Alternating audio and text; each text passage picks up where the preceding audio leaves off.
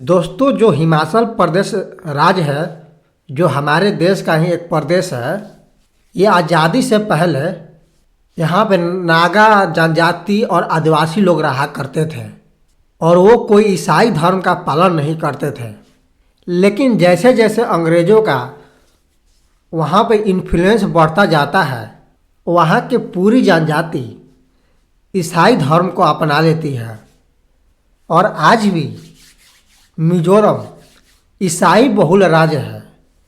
मतलब वहाँ पे जितना ज़्यादा लोग ईसाई धर्म का पालन करते हैं, लगभग 80 से 85%, उतना भारत के अन्य कई जगहों पे ये सब देखने को नहीं मिलता है और ये सब अंग्रेज़ों के कारण हुआ। लेकिन गाइस, जब अंग्रेज़ों का वहाँ पर शासन बढ़ रहा था और लोग ईसाई धर्म को अपनाने लगे थे, तो कई विदेशी अंग्रेज वहाँ रहना शुरू कर देते हैं, क्योंकि वहाँ पर रहते वक्त उन्हें ऐसा लगता था जैसे वे अपने ही देश में रह रहे हों।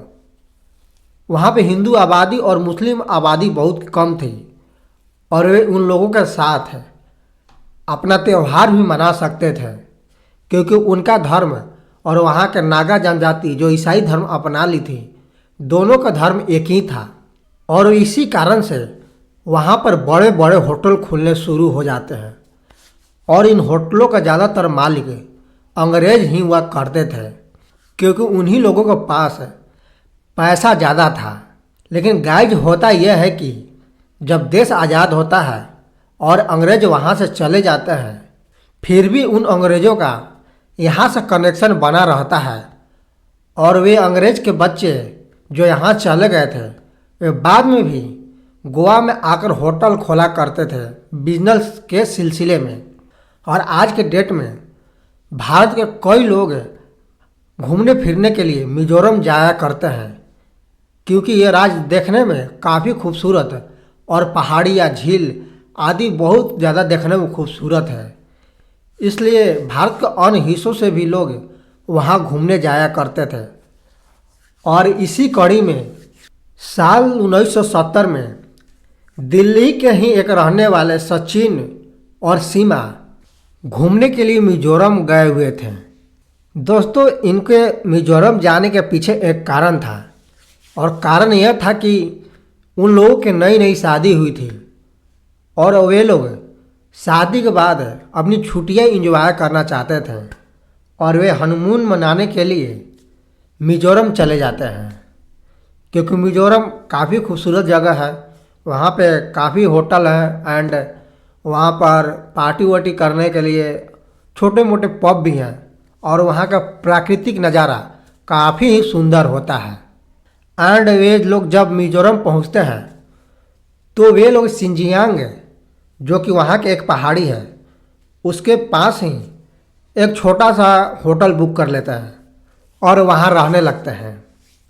उन्हें अभी मिजोरम में काफ़ी दिन रहना था और वे लोग एंजॉय करना चाहते थे, तो उनके साथ यह होता है कि 1 या 2 दिन वो लोग मिजोरम घूमते हैं और घूमने के बाद अपने रूम में आ जाया करते थे। यह रूम एक 3 स्टार होटल में था, जो कि कुछ सस्ता था। वहाँ पे कुछ बड़े बड़े 5 स्टार होटल भी थे, लेकिन उनके दाम इतने महंगे थे कि वे दोनों सचिन और सीमा अफोर्ड नहीं कर सकते थे। और इसी कड़ी में एक दिन जब वे बाहर बैठकर ऐसे ही आपस में बात कर रहे होते हैं, तभी वहीं पर एक शख्स आता है और उनसे बातचीत करना शुरू कर देता है। और बातों बातों में जब उस शख्स को मालूम चलता है कि ये लोग अपनी शादी के बाद एंजॉय करने हनीमून मनाने आए हैं, तो वे शख्स उन दोनों को अपने होटल में आने का इनवाइट दे देता है। यह होटल वही सिंजियांग पहाड़ी के उस कोने में होता है, जो कि एक 5 स्टार होटल होता है। वो शख्स बताता है कि यह होटल काफ़ी शानदार और एंड अच्छा है। यदि आप लोग हमारे होटल में आते हैं तो मैं आपको इस होटल से भी कम प्राइस में वहाँ आपको रहने के लिए कमरा दे दूँगा और हमारी जो वहाँ के मेनू है और हमारे जो स्टाफ है काफ़ी अच्छे हैं, हमारे होटल भी काफ़ी अच्छा है, आपको किसी चीज़ की कमी नहीं होगी। और हमारी फैसिलिटी काफ़ी शानदार है। तो इन बातों से सचिन और मीना काफ़ी प्रभावित हो जाते हैं। इसलिए फिर उस शख्स से पूछते हैं कि आपका होटल 5 स्टार होटल है, तो आप इतने कम रुपये में हमें होटल कैसे दे सकते हैं। लेकिन वो शख्स इस बारे में कुछ भी नहीं बताता है, बस अपना एक कार्ड दे वहाँ से चला जाता है। एंड गाइज, जब वो शख्स वहाँ से चला जाता है तो सचिन एंड सीमा आपस में डिस्कस करना लगते हैं कि हमें वहाँ चलना चाहिए या नहीं। तो सीमा का इसमें राय यह होता है कि हमें उस होटल में चलना चाहिए, क्योंकि वह एक 5 स्टार होटल है और वहाँ पर पैसा भी कम लग रहा है, या इसी रेट में हमें एक अच्छा होटल और बेहतर सुविधा मिल रहा है, तो हमें वहीं चलना चाहिए। तो इसके बाद वे लोग शाम को अपना सारा सामान पैक करते हैं और इस होटल का जो भी बकाया रुपया था उसे देते हैं और उस होटल में शिफ्ट हो जाता है। होटल में पहुंचते ही वे लोग देखते हैं कि यह होटल वाकई में काफ़ी शानदार था। इसमें जो पत्थर एंड जो भी मटेरियल यूज किया गया था वो काफ़ी कीमती और खूबसूरत लग रहा था। वहाँ के जो स्टाफ थे वे भी काफ़ी वेल ड्रेस्ड थे और उनसे काफ़ी पोलाइटली बात कर रहे थे, मतलब बहुत ही अच्छा व्यवहार से उनसे बात की जा रही थी। एंड उनमें से एक होटल का जो स्टाफ होता है वो सचिन एंड सीमा के पास आता है और उन्हें कमरा दिखाने के लिए ले जाता है। कमरा दिखाने के बाद स्टाफ उन लोगों के यहीं ठहरने के लिए कहता है एंड उससे बोलता है, मैम आपको किसी चीज़ की ज़रूरत हो तो आप बेशक आप बेझिझक मुझसे कहिएगा, आपको यहाँ पर हर चीज़ प्रोवाइड करा दी जाएगी, आपको किसी चीज़ की कोई दिक्कत नहीं होने दी जाएगी। तो इस पर सचिन बोलता है, ठीक है आप अभी चले जाइए, हम लोग थोड़ा फ्रेश व्रेश हो जाता है और आने के बाद हम लोग कुछ खाना चाहते हैं, तो हमारे लिए कोई लोकल डिश कोई भी बना दें। एंड इसके बाद सीमा एंड उसकी पत्नी आराम से फ्रेश होते हैं और खाने के लिए उस होटल के एक खाने वाला इलाका होता है जिसे वो लोग वहाँ पे हॉल बोला करते थे, वहाँ चले जाते हैं। तो सीमा एंड सचिन जब उस खाना खाते हैं तो उन्हें सचमुच में खाना काफ़ी स्वादिष्ट लगता है और वो इस बात से लेकर काफ़ी खुश थे कि इतने कम रुपये में इतना अच्छा सुविधा मिल रहा है। उन्हें उनके लिए काफ़ी शानदार चीज़ हो गया था। फिर वे लोग होटल के ऊपर वाले हॉल में जाते हैं और वहाँ से वे लोग वहाँ का नज़ारा देखना शुरू करते हैं। वहाँ से देखने में काफ़ी वहाँ का नज़ारा सुंदर भी था। सामने सिंजिया पहाड़ी थी और आसपास काफ़ी झील एंड तालाब दिखाई दे रहे थे एंड काफ़ी वहाँ पे हरियाली था। इसलिए वे लोग वहाँ कुछ दिन रहने का फैसला कर लेते हैं एंड यहीं से वे लोग अपना मिजोरम घूमने का प्लान बनाना शुरू करते हैं। लेकिन गाइज उनके साथ एक चीज़ अजीब हो रही थी। गाइज उनके साथ यह हो रहा था कि वे लोग जब से उस होटल में आए थे तब से उन्हें सारी चीज़ें फ्री दी जा रही थी। एनीथिंग, मतलब खाना वगैरह या वो जो भी बियर वगैरह कुछ भी डिमांड करते हैं तो उनसे पैसा नहीं लिया जा रहा था। एंड वे लोग जब बाहर घूमने जाने की कोशिश करते तो उन्हें और किसी फ्री चीज़ का ऑफर देकर रोक लिया जाता था। कभी बियर, कभी डांस, कभी अच्छे अच्छे पकवान, कभी कुछ और चीज़, कभी कुछ गेम के बहाने उसी होटल में रोक दिया जाता था और उन लोगों को इन चीज़ों पर ध्यान भी नहीं जा रहा था। लेकिन अब सीमा को थोड़ा अजीब लगने लगा था। उसे समझ नहीं आ रहा था कि इस होटल में उन दोनों के सिवा और कोई व्यक्ति क्यों नहीं है, क्योंकि यहाँ पे जो भी लोग थे बस स्टाफ ही थे और उनके अलावा यहाँ कोई रहने नहीं आया था। और अब तक उन दोनों को वहाँ रहते 2-3 दिन गुजर गए थे।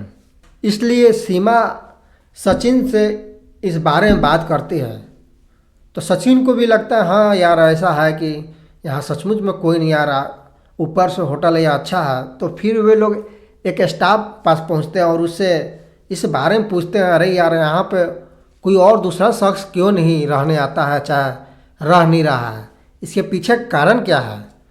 तो उस पर वह स्टाफ उन्हें यह बताता है कि सर ये होटल हमारा अभी अभी नया नया खुला है और इतना नया है कि इसके बारे में ज़्यादा लोग जानते भी नहीं हैं, इसलिए अभी लोग यहाँ नहीं आ रहे हैं। और हम लोग इसीलिए लोगों को फ्री सुविधा दे रहे हैं ताकि लोग यहाँ ज़्यादा से ज़्यादा लोग यहाँ आएँ। तो सीमा एंड सचिन इस बात पर कन्विंस हो जाते हैं, हाँ ऐसा हो सकता है। लेकिन सीमा को एक और बात खटकने लगती है। सीमा को ऐसा लगता है कि वो यहाँ पे जितने भी शख्स को देख रही है, ऐसा लगता है कि सारे शख्स एक दूसरे से काफ़ी सिमिलर हैं और उनका चेहरा भी लमसम सेम ही था। और उसे ऐसा लग रहा था कि शायद वही शख्स या वही चेहरा हर जगह मौजूद है। तो वह इस बारे में अपने पति सचिन को भी बताते हैं।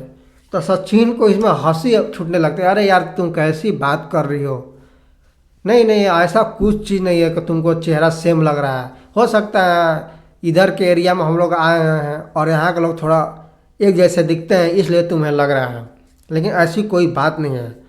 लेकिन सीमा को ऐसा लग रहा था कि उस दिन जिस व्यक्ति ने उन्हें कार्ड दिया था, लमसम वैसा ही चेहरा वाला शख्स इस होटल में सारे स्टाफ के हैं। और अब सीमा को यहाँ कुछ गड़बड़ लगने लगा था, इसलिए सीमा सचिन से यह कहती है कि अब हम लोग इस होटल में नहीं रुकेंगे, क्योंकि मैं कब से नोटिस कर रही हूँ कि जब भी हम लोग इस होटल से बाहर निकलने की कोशिश करते हैं, ये लोग किसी न किसी बहाने से हमें रोक लेते हैं और मुझे यहाँ काफ़ी अजीब लग रहा है। और यहाँ तो हम लोग घूमने आए हैं और 4 दिन से हम लोग इसी होटल के 4 दीवारी में और इसके कमरे में बंद है और बाहर तक नहीं निकले हैं, इसलिए हमें अब यहाँ चलना चाहिए। तो सचिन भी इस पर तैयार हो जाता है, तो उससे बोलता है कि आज शाम को हम लोग अपना सारा सामान लेके इस होटल से निकल जाएंगे। और जैसे ही शाम होता है, वे लोग अपना सारा सामान पहले ही पैक कर चुके थे, इसलिए वे जाना शुरू कर देते हैं। लेकिन वे जैसे ही जा रहे होते हैं तो उन दोनों को होटल के सारे स्टाफ घूर घूर के देखना शुरू कर देते हैं, मानो जैसे वे लोग इन दोनों के यहाँ जाने से मना कर रहे हों, या वे लोग ये नहीं चाहते थे कि ये लोग यहाँ से जाए। लेकिन फिर भी सीमा एंड सचिन ये फैसला कर चुके थे कि हम लोग यहाँ आज की आज चले ही जाएंगे। तो वे लोग अपने ऊपर के कमरे से नीचे आते हैं और होटल के मेन इंट्रेंस के सामने एक बरामदे के पास पहुँच जाते हैं, जहाँ पर चेकआउट काउंटर होता है। वहाँ पर वे लोग चेकआउट काउंटर पर पहुँचते हैं और उस शख्स से पूछते हुए कहते हैं कि ये ऊपर का चाबी है और इसे आप रख लीजिए। लेकिन गाइस यहाँ पे कुछ अजीब ही होता है। वो शख्स उल्टा उन दोनों से पूछता है कि यह चाबी किस चीज़ का है और मुझे यह चाबी क्यों दे रहे हो। तो सचिन इस पर बोलता है कि ऊपर हम लोग 2-3 दिन से इस होटल में रह रहे थे और हम लोग अब यहाँ से जाना चाहते हैं, और उस कमरे का चाबी है जिसमें हम लोग रह रहे थे, और चाबी वही चाबी हम आपको यहाँ दे रहे हैं। तो शख्स उससे बोलता है कि आप किस होटल के बारे में बात कर रहे हो, यहाँ तो कोई होटल ही नहीं है। और जैसे ही ये बात सीमा एंड सचिन सुनते हैं, उनका होश उड़ जाता है। वे सोचते हैं शख्स पागल है, लेकिन मगर वो पीछे मुड़कर जैसे ही देखते हैं, उन्हें सिर्फ खंडहर ही खंडहर दिखाई देने लगता है। मतलब वहाँ पे पुरानी कोई बिल्डिंग थी जो खंडहर था और चारों तरफ जाला ही जाला, मतलब पूरा अजीब ही सीन होता है। ऐसा लग ही नहीं रहा था कि यहाँ कुछ देर पहले एक शानदार होटल हुआ करती थी। और फिर वे लोग पीछे दोबारा मुड़ते हैं जिस ओर शख्स होता है, तो वो शख्स भी वहाँ से गायब हो गया रहता है। और यह देखकर उन दोनों का होश काफ़ी उड़ जाता है। उन्हें कुछ समझ ही नहीं आ रहा था कि आखिर उनके साथ ये हुआ क्या है, यह कैसे हो गया और ये क्या चीज़ थी, और इतने दिनों से हम लोग कहाँ थे, या क्या हम कोई सपना देख रहे थे, या इस समय जो हम लोग देख रहे हैं यह सपना है। ये उनके लिए काफ़ी अजीब और कुछ ना समझने वाली घटना लग रही थी।